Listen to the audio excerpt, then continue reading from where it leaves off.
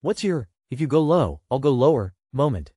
Old boss treated me like shit for almost 10 years. When I got a new job in the same organization as an auditor, I ran an audit on her unit since I knew where the skeletons were buried. My new boss enjoyed the shit show because they knew and hated my old supervisor. On a new team, I had helped a fellow lead manager out a lot, hoping he would spin up and pull his own weight. He had a part in getting me demoted, so I decided to stop doing his job and focus on my own. He didn't like that and complained to my manager and demanded a meeting to discuss my lack of cooperation. So I spent a few hours compiling a 35-page report complete with screenshots and other receipts detailing how much the team and I did his job in addition to our own. Got it to my manager in time for the meeting, which the guy called off. The guy was fired the next week. If someone is standing too close to me when they talk, I'll step in a little closer. Makes it better if we're all uncomfortable. This was actually my mother's doing, but it helped me see that she will always have my back from a very young age. I went to a brand new school in 2nd grade, and the two popular girls were mean to me in the beginning.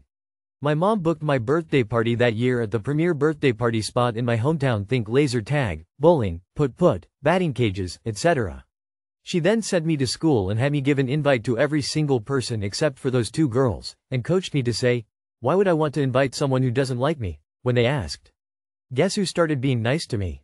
No, we could not afford that birthday party at the time, but my mom wanted to help me with my new school however she could. Forever grateful. Boss that treated me like crap for years used the company's PPP loan that they got by fudging the books by cutting hours to buy a new car. They refused my demand to bring my pay up with other supervisors, so they got reported for PPP loan fraud. At university, when the 4 men I lived with didn't pay their internet bill to me on time, I'd put child safe on and block their porn. More recently, when pregnant, if anyone patted my belly, I'd pat theirs in return. If I'm standing in a line that's moving slowly and someone keeps standing too close behind me, I'll move backwards like I'm stretching or doing something and purposely bump into them. I'll keep doing it as long as they do until they get the point. Most has been 3 times before they finally backed off. A girl used to cheat off me all of 9th grade science class. She would bully me into it. I started just not resisting. On final day, I watched the teacher pass out A and B tests and convinced her we both had A tests. Knowing she had a B, I let her cheat off me. Nay, encouraged it. She failed and had to retake the class. Girl in High school was bullying me and always trying to get me in trouble, so I used to unscrew the lid of her water bottle just a tiny bit whenever she left it out so it would leak in her bag. She was so confused and changed water bottles NCLDNT figure out why it kept leaking.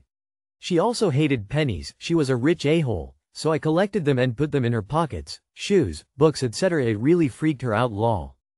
Happened a couple days ago. A new hire working at a lab stopped me, no introduction or anything, and asked me where is X's office, kind of in a rude way. I was telling her, well, she works at the other building and I can't remember if she is in floor 2 or floor 4, and she cuts me off and goes, "Can you just answer the question?" So I pretty much just repeated myself, but I did not add that X was on vacation. Hope she enjoyed the walk at 3 p.m. with Florida weather. In middle school, this guy kept flicking pencils at me, so I turned around and threw a binder at him. Got a detention, but at least the guy never flicked pencils at me again. Decades ago, had a job reading water meters. The boss frequently paid me late. Sometimes I had to drive to his house in the suburbs in my shitty car and still wait a couple of hours until he was done swimming just to get my paycheck. Then I told him I was leaving and he was surprised when I called him inquiring about my last paycheck, as if I had offered to work the last month for free. The fucker played stupid with my check for a whole month, until he urgently needed me to take the readings again that month. He even paid me my previous and future check in advance.